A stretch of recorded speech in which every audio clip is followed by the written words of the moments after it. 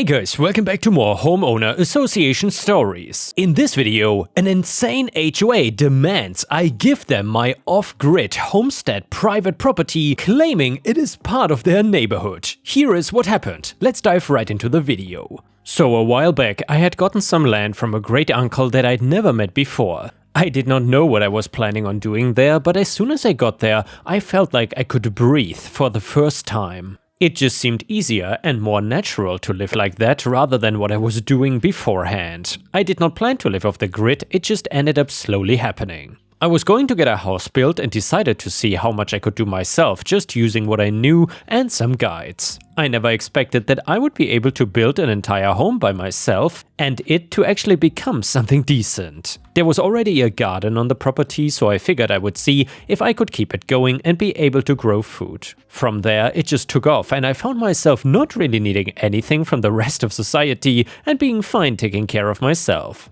I still have my computer and phone, but find that even now I can go for months without even thinking about turning them on or using them. For power, I managed to get some solar panels and have been using that to power a generator that then powers the things I need in the house. I did not want to live all the way in the Stone Age. There was a broken well when I got the property, but I fixed it like everything else, so I have access to clean water without needing pipes or anything to be built. It was not much, but for me it was more than enough to survive, and I never had the urge to go back to a normal kinda lifestyle. Homes were being built in the area for a few years, but nothing happened right away that seemed to impact me. I was not part of the housing development and felt far enough away that I was still happy. They built an HOA though, and suddenly everybody had a problem with me living there, just existing the way that I did before. I spent about 12 years with no problems, and suddenly these people who I never spoke to before were coming after me. These houses are about 5 miles away from my land, so there was no way they could confuse me for being part of them.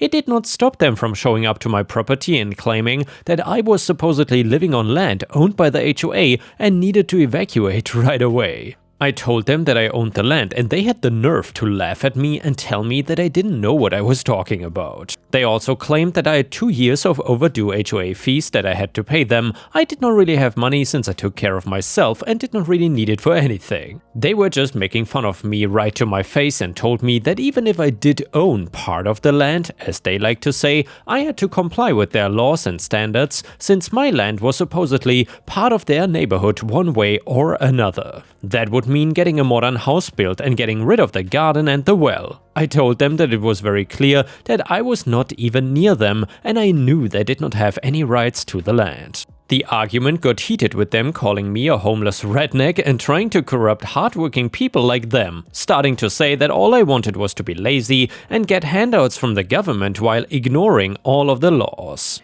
They were being entitled and disrespecting me on my own property, so I could only handle so much of them treating me this way. I told them one last time that this was my homestead and they had to get off of my property now. They joked that I couldn't even call the police because they doubted that I even had a phone. Things did not stop with me kicking them off my property, and I would be pretty dumb to think that it did. They started to harass me every chance they got and I would see them coming onto my property. They did not destroy anything as far as I could see, but just wanted me to know that they were around and not leaving. They even filed a lawsuit against me claiming that I was on stolen land and I had to get off of it. The lawsuit was stupid because I had the deed to the land and records dating back a long time that showed that I owned it and before me my great uncle owned it. I spoke to a few other people that lived closer to me than the HOA. They were also in that rural area and mostly farmers and a couple other homesteads. I actually was pretty close with some of these people because I did trades with them. I would trade them some of what I grew and in return got things like eggs or even leather that I could need. Truthfully, I thought it was way better than going to a store and using money. It turned out that the HOA was harassing them as well and trying to find them or steal their land. We all got together and found a lawyer that was willing to help us in court to go against this HOA. They figured that we were poor and stupid, so we could not fight them back. What they did not know was the power that a local library mixed with people who didn't mind some hard work could do. I found books on local laws, and the librarian even helped me find things on the computer that could help me. Due to this area being quite rural for so long, a lot of laws got put in place in order to protect land from being grabbed by rich developers. With that knowledge plus the harassment and fines we were being sent, we had a good case against the HOA and the illegal claims that they were making about us. Part of what we found while doing our research was that a developer could only take a certain amount of land in a certain square mile radius if the ratio of the farm/rural properties was something. I'm sorry, but I don't have the exact numbers on that. What I can say is that they were over that number, meaning they took more land to build the houses than they were allowed to. This was gonna provide us with some nice revenge on top of everything else. The HOA got in a ton of trouble for trying to expand further than their allotted neighborhood and for attempting to find people that were not part of the HOA. Combined with the harassment, this was being considered as extortion by the courts. Which, of course, is a lot harsher than just simple harassment. As for what we found, the HOA was forced to restore some of the land they turned into residential areas back into the rural areas. Basically, getting rid of buildings and instead planting more trees and stuff. It also turned out the HOA board was even trying to get more land despite already being over the aforementioned quota. Not our land, but just empty land, and that they were gonna buy with the money that they were attempting to steal from us. They were told that they had to leave us alone since we were not part of the HOA or even living near them. They were facing some pretty serious legal consequences due to the extortion, and from what I heard, the guy that I guess planned all of this got thrown under the bus and sent to jail. I have no idea if there's still an HOA there, but I haven't heard anything from them, so I don't care. One of the farmers that uses more technology than me told me that people post these stories online, and if I wanted to write one, he would put it up for me. Writing it has been fun, and I hope that people enjoy hearing about how the HOA wanted to steal my homestead when all I wanted was to live a peaceful life. And the next one is an HOA parking drama story, and it is brand new, so you don't want to miss this. A couple months ago, I had a run-in with the self-appointed HOA enforcer of my neighborhood. Let's call her Linda. For context, I don't live in an HOA community, but Linda likes to pretend that we do. She's the kind of person who leaves passive-aggressive notes on cars, knocks on doors to complain about lawn heights, and calls the city for violations that don't actually exist. The issue started because I parked my car on the street in front of my house. It's perfectly legal and I've been doing it for years without any complaints. But apparently, Linda decided that my car was an eyesore. One day, I found a note tucked under my windshield wiper that said, "This is not a parking lot. Park in your driveway like a respectful neighbor. Don't make me involve the city." It annoyed me, but I shrugged it off and kept parking where I always do. That was not good enough for Linda the next time she confronted me in person. "Linda, I've told you before, parking on the street is inconsiderate. You have a driveway, use it." Me, "It is legal to park here and I'm not blocking anything." Linda, "It doesn't matter. It's ugly and makes the neighborhood look bad. Park in your driveway or I will report you." So that is when I decided, fine, if she wants me to park in my driveway, I will park in my driveway, but I will follow every single rule to the letter. You see, my driveway is quite small.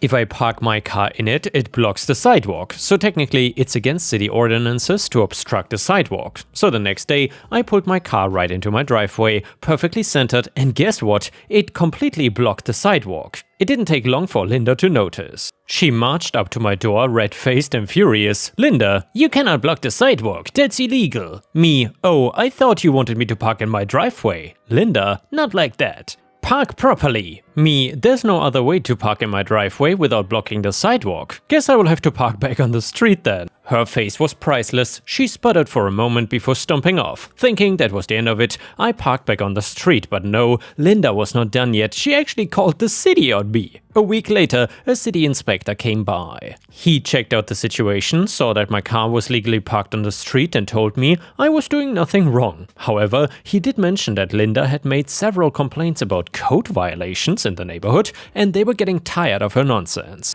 After that, I did not hear from Linda for a while, until last week when she started parking her car on the street in front of my house. So I did what any good neighbor would do, I called the city and reported it. Turns out her car was slightly too close to a fire hydrant, so she got a ticket. Malicious compliance never felt so sweet. The next one is titled Never Get Sick at Work, and it is also from r/malicious compliance. So my old company manager would always ask for a sick note from your doctor. It's about $50 from my general practitioner. I was at his office when my boss, Mary, called me to make absolutely sure I had a sick note. I had 2 company credit cards, one for internal use, tools, etc., and one for external use billed to clients. Neither would work at my doctor's office. I called Mary back. My company credit cards are not working. Mary, use your own and file an expense report. No, I'm not here to lend money to a multi-million-dollar company. Mary, fine, use mine. Medical secretary, we cannot take credit cards over the phone. Mary, then you won't be paid for today. Send that by email right away, please. Mary sends it. Replies to email, I will need a union day to file a grievance as your refusing to pay me is against our collective agreement. There is nothing in our collective agreement stating that I need a note for 1 day, it's for 3 consecutive days. I will also need a second union rep as I cannot represent myself. Union days for grievance cannot be refused for any reason unless there is a catastrophic event. Mary calls me back, fine, I'll pay you. No, the violation has already occurred and the grievance demand filed. We are proceeding with this. Mary, but my union rep will be in touch. For 8 hours pay and want of a sick note. Plus other union rep 4 hours to prepare plus 2 hours travel each, 12 hours unpaid and 4 hours each to present the grievance. Grievance was won at the first stage, so I got paid my 8 hours, but their company had to pay 20 man-hours out of pocket, unbillable to client, because Mary was enforcing her own rules outside the collective agreement as a management right. So I was maliciously complying with our grievance process, which I brought up during the presentation. Bonus, Mary stated that what was written in the collective agreement was open to interpretation, and she was correct, and I was wrong. I asked her to flip to the last page of the PDF, she did. Who had signed the contract? Mary, VP of HR, National Union Rep, VP Operations, Matthew, and you, the VP of your union accreditation. So what you're saying is you, who wasn't at all present during the negotiations, knows more about the contract I have negotiated for the last 3 renewals? Mary, this meeting is over. I'll have my answer emailed to you within 7 days. You have 3 business days as per our collective agreement, which you know so well, and I would hate to file yet another grievance for non-compliance. And the next one is titled, Going to invite unwanted guests to our wedding after we already said no? Watch this. So this was a few years back, but still a goodie. I was not on speaking terms with one of my brothers, and for good reason. He tried to start a fist fight with my now husband, and his wife threatened to shoot me. So at the time we were engaged, and I made it clear to both my brother and the rest of the family that he was not invited to the wedding. However, my mother took it upon herself to reach out and say that she talked with him and he and his wife promised to behave. I reminded her that he was absolutely not invited, she had no right to do that, and she needed to call him back and make that known. Her response, but he's your brother, and to think of the family. Well, to make matters worse, we were receiving a lot of pressure to pay for an open bar, we don't even drink ourselves, as well as pay for a bigger venue, even though we wanted a small and more intimate wedding. So where was this pressure coming from, you're asking?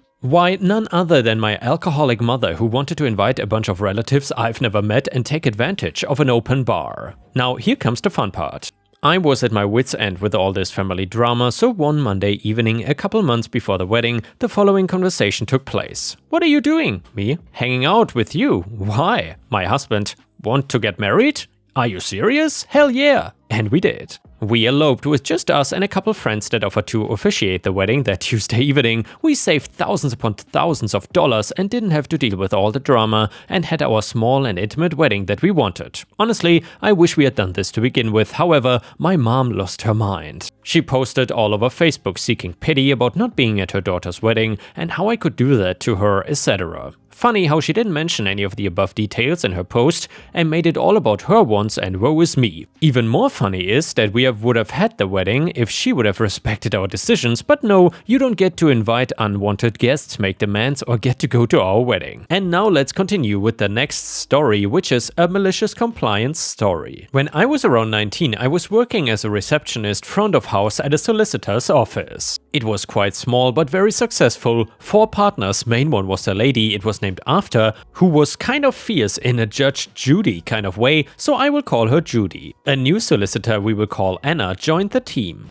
We had a conveyancing, a personal injury, financial and criminal department solicitor, and she would be working family law, and her speciality and main focus would be helping domestic violence victims. At this time, all of the abused clients were women. She was awesome at her job, and I saw so many victims of abuse while they waited in reception, and because they were so stressed and worried, they would sometimes just tell me their life stories while they waited. I did my best to comfort them. Sometimes they would have to wait an hour or longer if something else was happening. Anna advocated hard for these women, restraining orders, emergency hearings, police interviews, protection, arranging safe houses, custody of children. I really admired her and still do now. Those women needed her. The thing about Anna was she was extremely posh, well educated, she spoke better than the characters on Downton Abbey or even the Queen, but she was also very opinionated and she swore a lot. Hearing her talk about one of the husbands of a battered woman, what an absolute twatting little idiot, in a voice that sounds similar to the Queen,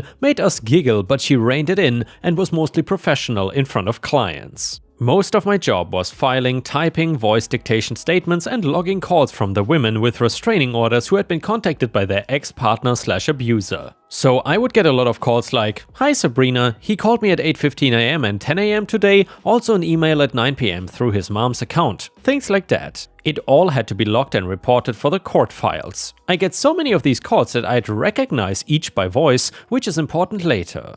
After she'd been there for maybe a month, she was featured in an article that put the office in a very good light. The article highlighted her important work in keeping these people safe, and we celebrated with her. But it went to her head and she became arrogant and snappy, with little put-downs here to the secretaries and other workers. She became pretty full of herself, getting snarky and barking out "coffee" to me as soon as she walked inside. So I let it go. She was stressed and doing something important, as it was so long ago most documents had to be faxed. Her office was 2 doors away from reception. She would let me know if she was expecting something important, and I would drop everything to rush the documents to her. Waiting for legal stuff, police reports or restraining orders could quite literally be a life and death situation for the clients. Sure enough, a restraining order document came through for a female client who was sitting with Anna in her office. She was crying, looked like she had no sleep, her story was horrendous. I had to type up some statements of hers, and I felt desperately sorry for her. The rule was, if something important came through, I had to rush and interrupt any client meeting. The papers came through, I rushed to the office and handed them to Anna and then left. Moments later, Anna was in reception screeching at me because the timestamp said it was delivered a whole hour earlier. I was confused. I'd given it to her the moment it came through. She wouldn't stop yelling that I had put this woman's life in jeopardy over my laziness and stupidity, and I should be fired. She made so much noise that Judy came out of her office to listen, the founder of the company. Her face gave absolutely nothing away, and afterwards she quietly just said, "Please make sure to give the documents quickly in future to avoid any more problems." It happened again though. An 8 or so page document came through for that same client who was in there with her. I rushed her to her office, handed them to her and went to leave. Before I could, Anna started yelling at me again. "This was an hour ago." "What the F, Sabrina? What the F did I tell you?" This time she started swearing and I couldn't get a word in, and all of this in front of the poor client who looked wildly uncomfortable. Judy came to the door again and her face gave nothing away and just asked me to come with her. She asked if there was a problem, I explained and she thanked me. Anna then followed us out and started yelling at me that I had no respect or kindness in my heart for these women and I was lazy, utterly incompetent and ridiculous, not right in the head. I cried in the toilets. Over the next few days, the same client came in, things had escalated further and had hit the newspapers. It was an awful case, so the 4 partners along with Anna were meeting with her in the same office. I then went back in to give a file to one of the other partners there, and Anna piped up and said, "Was this from an hour ago too? There seems to be a pattern here." Again, in front of the client and her 4 bosses. It did not bother me this time though. I had one of those moments in bed the night before, the moment when your eyes snap open while you're trying to sleep and you have that bingo realization moment. So I calmly just said, the reason why the documents appeared to be an hour late was because the clocks have changed for daylight savings time. I should have realized that when the ink was still not dry as I handed them to you. Sure enough, the document on her desk yesterday was a little smudged. The fax machine was old and did not update the time. My little victory moment was spoiled because as I was leaving the office, I tripped over my own foot and knocked my head on the door frame, giving Anna a good laugh. The next day, a staff meeting was called about professionalism in the office. The client who witnessed Anna's meltdown had approached Judy. She was really upset to see Anna treat the staff that way, and her swearing had frightened her. Judy was very clear that this was not acceptable. The woman had heard enough yelling and swearing for a lifetime. Anna begrudgingly apologized to me, and I just shrugged it off. Judy also apologized privately for not stepping in when she should have. No problem, my malicious compliance was next. Every single call I had to log instead of the main list I used on the computer from the women I wrote on an individual post-it. So I would be in and out of her office sometimes 10 times an hour. Her desk was flooded with post-its that just said, 10 AM call from husband to client X. She was annoyed, but this was what she asked for. And yes, I wasted a lot of post-its. The next bit got a little strange though. A lady who was in a shelter/safe house with her daughter called and said that she was reconciling with her husband and she wants to drop the case completely and did not want to be contacted again. This happens, sometimes abused victims go back when it gets too much. This was a particularly brutal case. She had been beaten really badly. I told Anna straight away, who said she would call her in a few days. Calling right then might jeopardize her safety if he was there, and I said no, call the police. She asked why, and I said it was not her on the phone. I recognize her voice every time she calls, and it wasn't her. So we called for a welfare check, and sure enough, her husband had taken her forcefully back home and had his older daughter call the office pretending to be her. He was arrested, thankfully. When it all worked out well and the lady was again in a much better safe house, Anna gifted me a bottle of wine and a thank you card and then asked me to stop with the post-its and that the message was received. She also apologized again properly. And yeah guys, before I let you go, we will read one last bonus story that you don't want to miss from r/petty revenge. It is titled, Mock Me for Not Going to an STRIP Club? Wait until your wife finds out. So I've worked in software sales for the bulk of my career. About 10 years ago, my company was hosting its annual user conference in Las Vegas. As a sales guy, I pretty much had carte blanche on expenses as long as it involved clients, expensive dinners, drinks, tables at clubs, etc. The only unbreakable rule was that we could not pay for strippers. Having been in the industry long enough, I realized what guys would do to get around this. It was common for them to explain to a manager at a strip club, and then they would have the girls' tips added through the bottle service. Even with that in place, I never thought it was a good idea to play that game, nor did I think it was a good idea to go to a strip club with clients. It was never a good look in my mind. Well, I was roughly 27 or 28 at the time, and one of the older guys in his late 40s, Jim, was the typical sleazy sales guy. He would tell half-truth to prospects, overcharge them, oversell, etc. The type that creates a hassle for the services and implementation teams, but he still got paid, so he didn't care. And when he got to Vegas, Jim would go crazy, entertaining clients and of course himself. Sometimes he would go to dinner by himself but say that some senior VP was with him, and he also abused the stripper loophole. One of the reasons he tried to get a group to go to the strip club each night was that he had a very conservative wife. She made the kids go to a local Christian school and the family went to church every Sunday. She absolutely hated the annual trips to Vegas to the point that he would tell stories that he was not allowed to bring his suitcase in the house. He had to leave it in the garage where the laundry room was, and she would wash his clothes and then sanitize the washing machine. On the last night of the conference, he organized a shuttle from one of the big strip clubs to pick up a group. There were some open seats he was trying to fill to meet the minimum commitment for the free entry to the club. Jim saw me speaking to a client and invited us, but I declined. He started mocking me about it, and well, this would have normally not bothered me, but he did it in front of my client. I stated, I don't want to go because I don't think it's professional. He left and I brought my client another round and we joked about the douchebag. Then I was on my own and decided to walk the strip a bit and head to bed early due to an early morning flight. If you've ever been to Vegas, there are people on the sidewalk handing out cards that are essentially ads for escorts, and they legally cannot speak to you, so they slap the cards on their hands to get your attention. After a few drinks, I started taking a few. Fast forward to the next morning when Jim and I were sitting in the airport waiting for our flight. He had stayed out to 3 or 4 AM and was a complete mess and totally hungover. I was 100% in the clear, enjoying his condition. At one point, he went to the bathroom and asked me to watch his bag. When he was out of sight, I added those escort cards in his bag. When his wife went to do her laundry routine when he got home, she was not happy. She did not believe in divorce, but they were suddenly going to church 3 times a week and had a weekly counseling session with their pastor. This also led to Jim dropping out of his weekly golf league. He was telling us all the story at the office, looking for sympathy, and he swore that he never took those cards but could not remember since he was so drunk. And yeah guys, if you enjoyed today's stories, please don't forget to post some star emojis in the comments, and I will see you again tomorrow.